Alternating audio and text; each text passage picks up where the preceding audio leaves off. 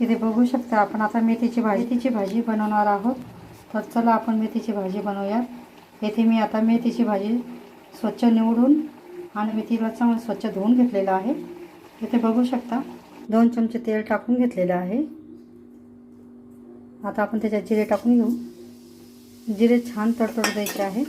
छान तडतडून झालेले आहेत। आता आपण त्याच्यात हिरवी मिरची टाकून घेणार आहोत।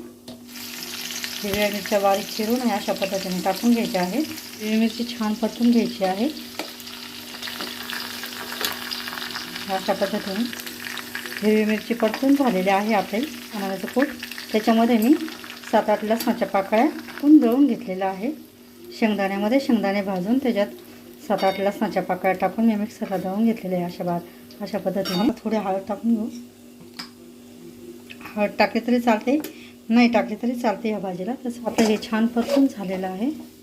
आता आपण याच्यात थोडं पाणी टाकून घेऊ तेल सुटण्यासाठी।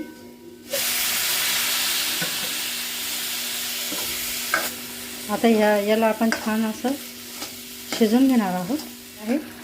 याच्या फोडणीमध्ये मी 2 चमचे तेल घेतलेलं आहे। त्याच्यात जिरे टाकून घेतलेले आहेत, हिरवी मिरची आणि शेंगदाण्याचं कूट लसूण टाकून करून घेतलेलं आहे।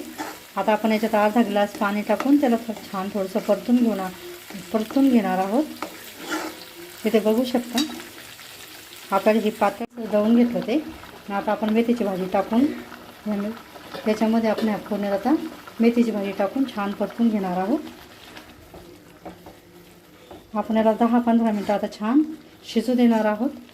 हे बघू आता तुम्हाला जशी भाजी पाहिजे तशी तुम्ही ठेवू शकता, कोरडी किंवा पातळ तुमच्या आवडीनुसार। इथे बघू शकता आपली मेथीची भाजी छान तयार होते। अशा पद्धतीने तुम्ही मेथीची भाजी नक्की करून बघा। अशा पद्धतीने आपली भाजी तयार होते। भाजी रेसिपी आवडल्यास लाईक करा, शेअर करा, सबस्क्राईब करा। रेसिपी बघितल्याबद्दल सगळ्यांचे धन्यवाद।